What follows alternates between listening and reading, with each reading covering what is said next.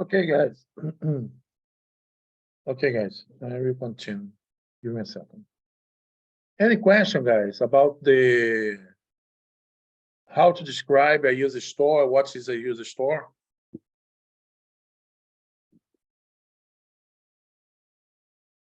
Yes or no, guys? Today we are very quiet.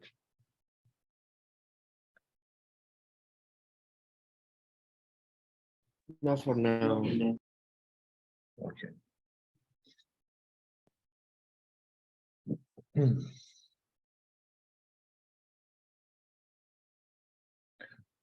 Okay.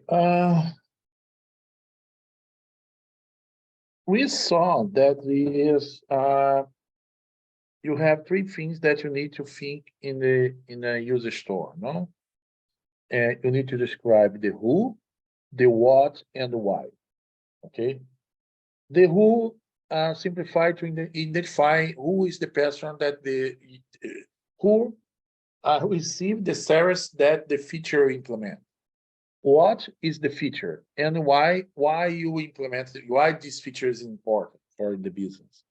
Okay, but again, you and the user write the user store. No, you and the client write the user store, and the user store, when the PO selects this user store to be implemented during the sprint, uh, the developer receives the user store and work to uh, implement the features that is required in the user store.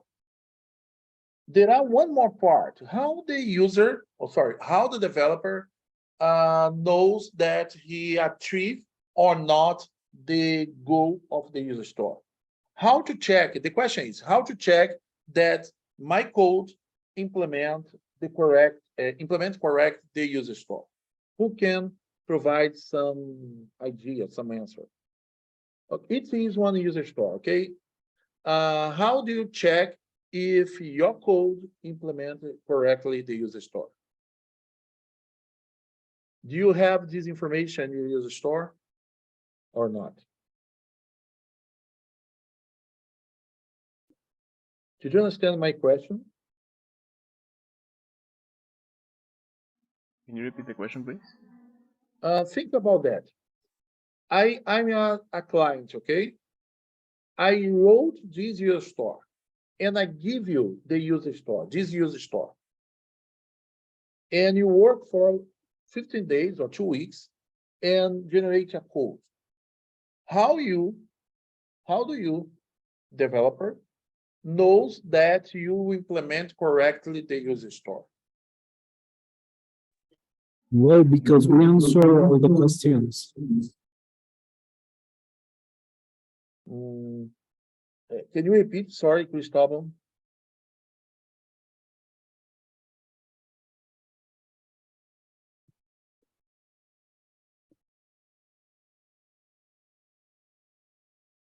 The user store answer all questions? Yes, but again, here is a little it's not precise, no? It's not precise. For example, you can implement the authentication in HTTP or proxy server, but the user can say, "Oh, it's not strong," or the algorithm that you use is not the best algorithm. It's a little open, okay? To solve this problem, you include in the user store the acceptance criteria. What is the, give me a start, okay. What is our acceptance criteria? Acceptance criteria is the definition about how you check if the user store is good or is correct or not. It's conditions that the software products must satisfy to be accepted by user. Okay? It's an important thing because The first thing, when you define acceptance criteria, you define how you evaluate the work of the programmer. Okay. Another thing, you can automatize the test of the requirements. Okay, I show some examples. Another name that you have to acceptance criteria is definition of done. Because if you implement the user store and you use the acceptance criteria to test if the user store is done or not. Okay.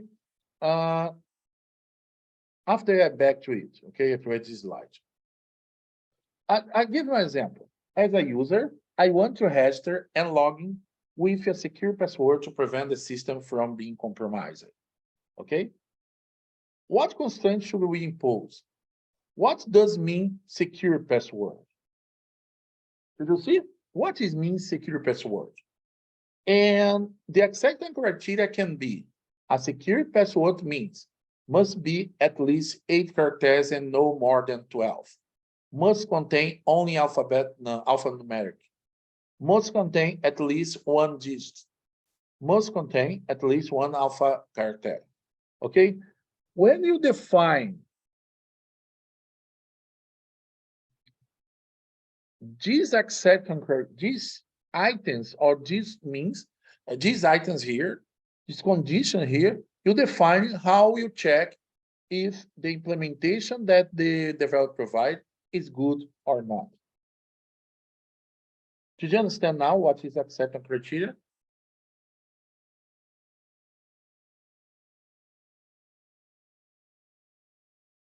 Yes, teacher.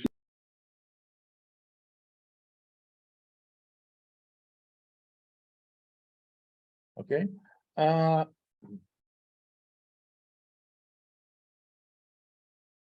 Okay, back I wrote that. So it's the reason that you said that acceptance criteria is definition of done. Because if you check all the acceptance criteria, you have the user store is done. Okay. What put the two things together? Okay. You have the acceptance criteria and you have the user store. The user store define what you need to do. The acceptance criteria define how you validate the user store that you implement. Give me a time, guys. Give me a short.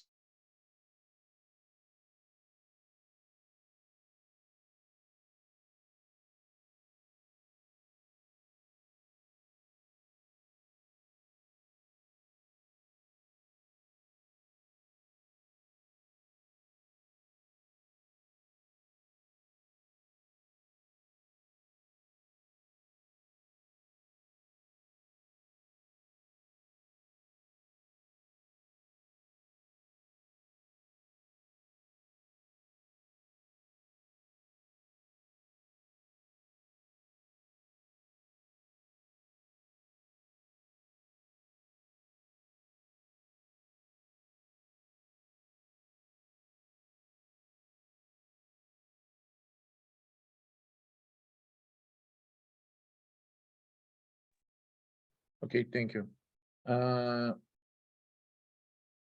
Okay. The acceptance criteria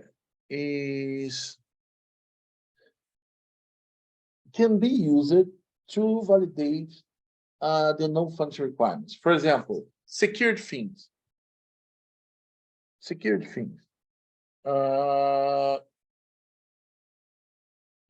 It's not a good idea because it's not a feature. It's not a thing that the system needs to do. In other words, you cannot write a user store to a security requirement. You can have a feature to you can have a feature, okay, a user store to describe a security requirement. For example, when we implement a secure device, okay, The project is a secure device. You need to develop a security system. But when you develop, for example, a drone system, anything system, okay, a bank system, where the security is a property, is not a function, you cannot use a user store to describe this thing, okay? You cannot use a user store to describe a property, only the functionality. In this case, okay, when you have a functionality that has a property like a security, like a reliability, you use the definition of done to describe a non-functional requirement. In the next class, you have one exercise that you will do, that you have the opportunity to test this thing, okay?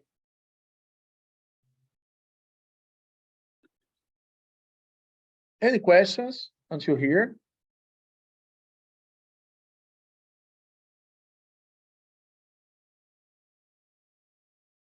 No questions? Not for now. Okay. So,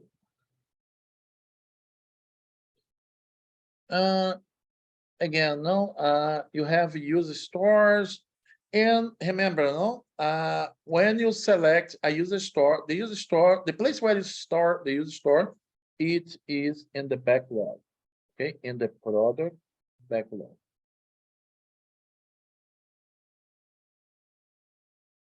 And the place, and when you define the sprint goal and you get the product backlog, the user store in the backlog, and you need to describe tasks. The tasks is in the sprint backlog, okay? But sometimes you want to organize the user store in the groups, organizing groups user store. For example, you have a big system, for example, a tech system. You have a group of user store related to the register of students.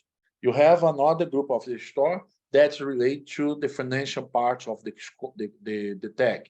You have another big user store, a group of user store that's related to the professors, okay? A good idea is to use the app. The app is a group of user store. For example, you can have an app to take care about the register. You can have another app to take care the financial part. You can have another user store to take care, for example, to professors, okay? And the group of the apps, you have the team, okay? Did you understand what is an app, what is a team?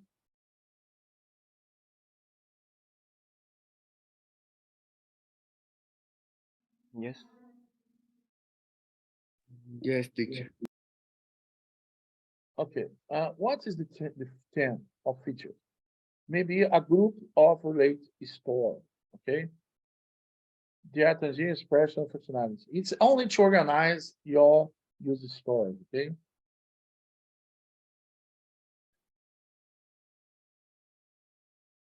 For example, you have the theme about increased website traffic, and you have an app, add new video section, and another one, improve login page usability. And you have a different user store and different text to implement this user store, okay, as I told you. How to write an app?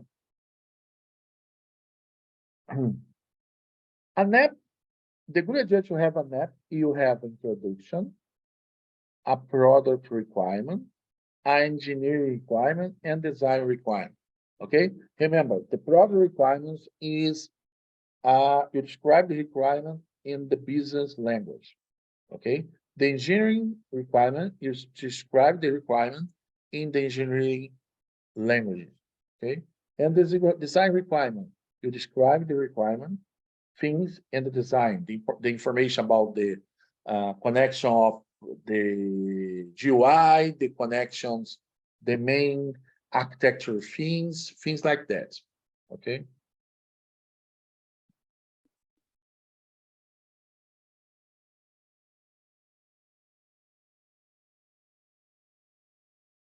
So the next, remember in the Scrum, when you select the goal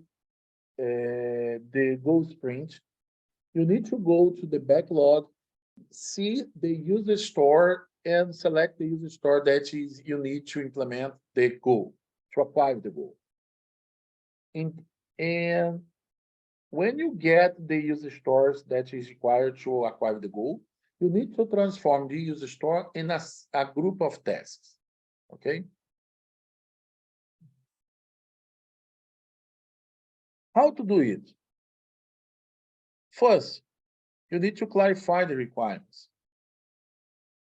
You need to write the test case. You design UI, implement the user list. It's an example of task that you need to implement the carry user store. Okay, it's only an example. What you need to do, you need to analyze the user store and identify which task you need to perform to implement the user store. For example, in this example here, carry user, you have a user store, for example, as an administrator of my company. I want to make a carry users, and because to enable that I can have a report every month about the users that paid the bill, for example. The first thing that you need to do is clarify the requirement. Maybe you go to the user and check with him, okay, the way that you describe the user store, it's correct. You want to put something. Remember that you use store the requirements you need to improve step by step. The next one, you need to write the tests, okay? The test that you use to validate that the code that you implement is correct. Design the GUI, okay? If you have a GUI. Find a report tool, okay? Implement the user list, and you have a lot of tests related to this user store, okay? It's not a big issue. It's like a divide and conquers approach that you already use in a lot of other course.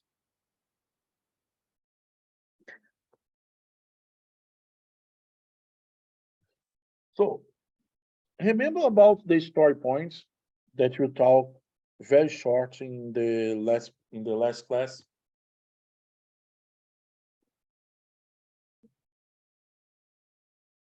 The story points means the story points ends to calculate the effort need to implement a user store.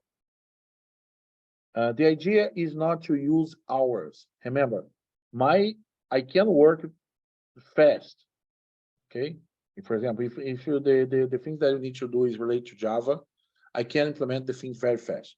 But if you need to implement something in JavaScript, my velocity is not so fast. Okay, I don't know a lot of things about the JavaScript. I need to read a lot. To avoid that, you define the effort in hours is really correlated to one specific guy. You need to use another scale that you avoid to personalize the amount of hours. For example, 3 hours of my work is different than 3 hours than Cristóbal work. That is different than Alejandro, 3 hours of Alejandro works. To avoid 3 hour definition of the effort in hours, you use story points. The idea of the story point is to use another scale, okay? Not to use another range, okay? You don't use numbers like 1 hour, 2 hour, 3 hours, 4, okay? You use another scale. For example, a very useful way to use story points is Fibonacci series, okay? And if you see this scale here, you can have the difference between 1 to 40. 40 is very, very, very tall. What it means is 40 is very, very, very difficult, or very, very, very work, okay? And 1 is a very small, if you see here, when you compare to it, you can see, identify what the scale can mean.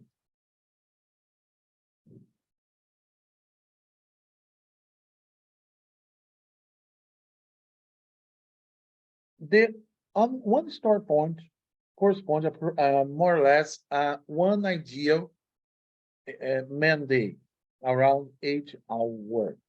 Okay, what it means? When I ask you to implement this user store, how many user story points do you think?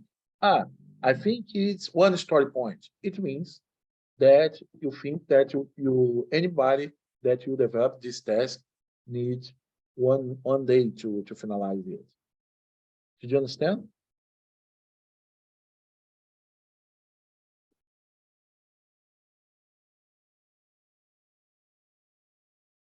Yes, teacher. I have a video to show about the story point. Give me a second to share with you.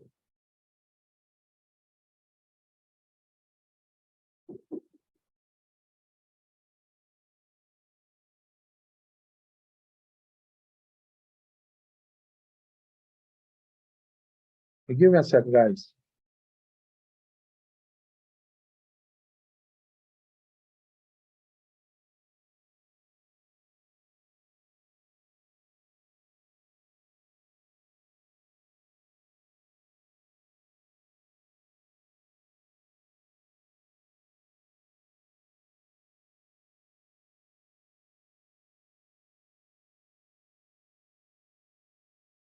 Sorry, guys. I'm back.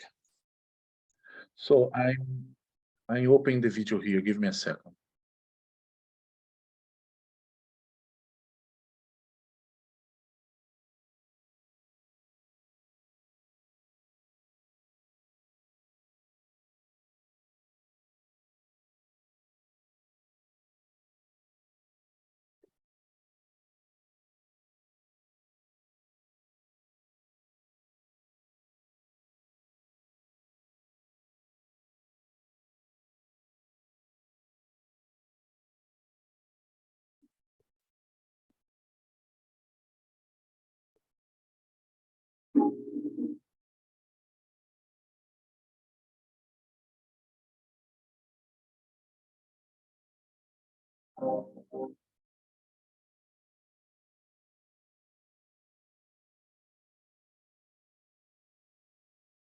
Okay. This video is about how to calculate the the story points. Okay.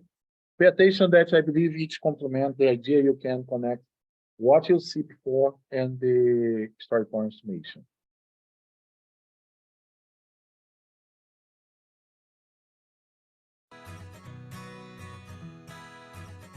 There is different ways when talking about estimating. We either use relative value or absolute value. Relative complexity is easier to judge than absolute one. Look at these two dogs. If I ask you which one weighs more than the other, pretty easy, right? But what about if I ask you to tell me how many pounds does each one weigh? This is harder, right? Relative estimation means that we judge how big or complex a task is with respect to other tasks. And one of the units of complexity that can be used in this kind of estimation is the story point. So a story point is a number that tells the team about the effort required to implement a given user story.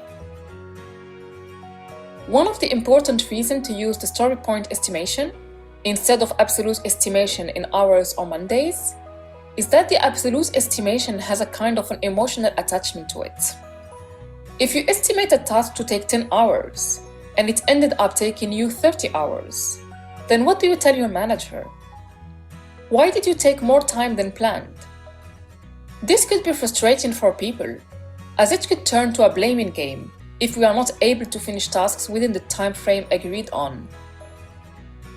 Story point estimation removes this emotional attachment by removing the link that we can have towards time. As explained earlier, story points estimation takes into consideration the effort needed to accomplish a task. An estimate of the effort involved can be influenced by the amount of work to do, the risk and uncertainty, and the complexity. In terms of amount of work needed, consider the task of folding papers in two. The first task is to fold 10 papers, and the second task is about folding 100 papers. Although it's the same actions, and the second task is not more complex than the first one, but still, the second task requires more work and should be given more story points. It probably doesn't get 10 times more points, even though there are 10 times as many paper, but it should definitely have more story points. The amount of risk and uncertainty in a user story should affect the story point estimate given to it. If a team is asked to estimate a user story, and if what needs to be done is unclear, then that uncertainty should be reflected in the estimate. And if implementing a user story involves changing a particular piece of old code that has no automated tests in place, for example, that risk should be reflected in the estimate too. Last thing to be considered when estimating is the complexity. Complexity should also be considered when providing a story point estimate. Think back to the earlier example of folding 100 papers instead of 10. Imagine now that the task is to fold 100 paper and make airplanes with it. In this case, even though we are still folding 100 papers, but there is more complexity to it, and it should be reflected in the story point estimation. In most cases, a story point uses the Fibonacci sequence as a scale for sizing. Some teams will use t-shirt sizing as a measure. Story point estimation is typically performed during the product backlog refinement sessions, and the product backlog is evaluated by the team, who is responsible to turn the product backlog items to real customer value.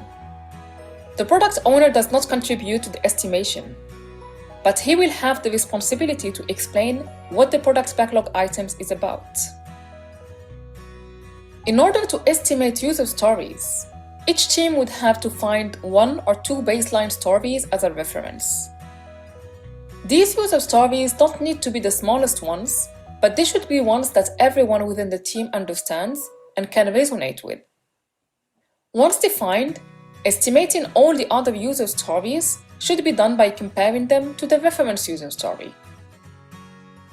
So the team will give the reference story a number from the Fibonacci sequence.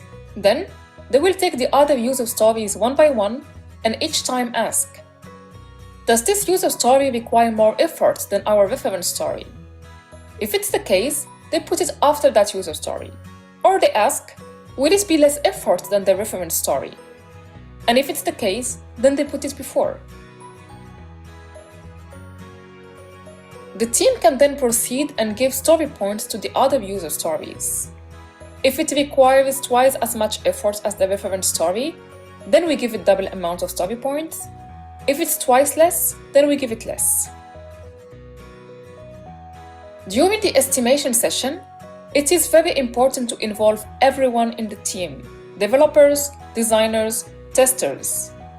Each team member brings a different perspective on the product and the work required to deliver a user story. I hope this video gave you a good understanding of story points and why we use relative estimation instead of absolute estimation. Please leave us a comment and follow us for more content. Thank you.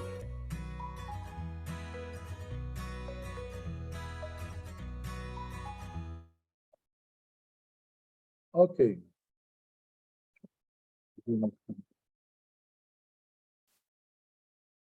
Okay, guys.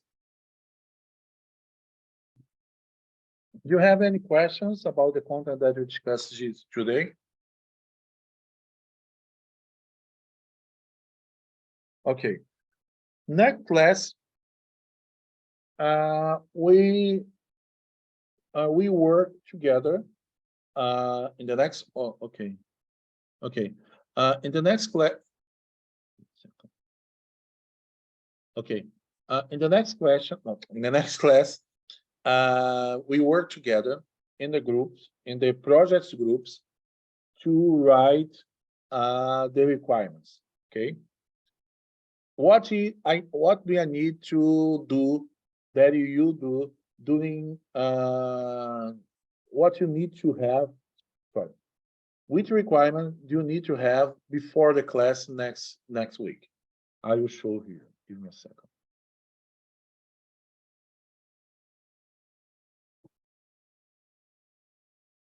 You need to go to the GitHub, and I asked you to read about the project, scenario, and solution. Only it, okay? About the project, scenario, and solution.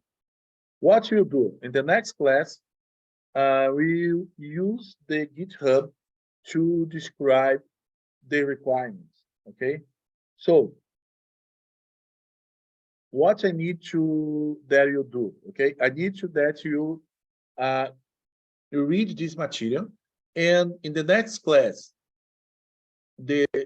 our work is to write the requirements, the user store, and the acceptance criteria for each requirement that you have in the project. Did you understand? Yes, teacher. Okay. Again, we work together. The idea is more or less like that. The approach, the dynamic. I will open the breakout rooms. You move to breakout rooms, and together you read the material, and write the requirements. And if you have any question, you call me. I use the head of the customer, okay? And you call me, and I clarify any requirements that you want. I will be the client, okay? You are the requirement status, and I will be the client, okay? You read, write, and if you have a question, you call me. I go to the group, clarify the question as a customer, and back, okay? Any question, guys? Anything that you want to do? To ask? Do you have any question about the ice break and the replies? Remember that you need to do these things this week, okay? No questions? Okay. If you don't have any questions, I finalize the content that I plan to pass for you today. If you have any question about the project or anything, I'm here, okay? But for now, I finalize, and if you don't have any question, thank you very much, and I see you on Monday, okay?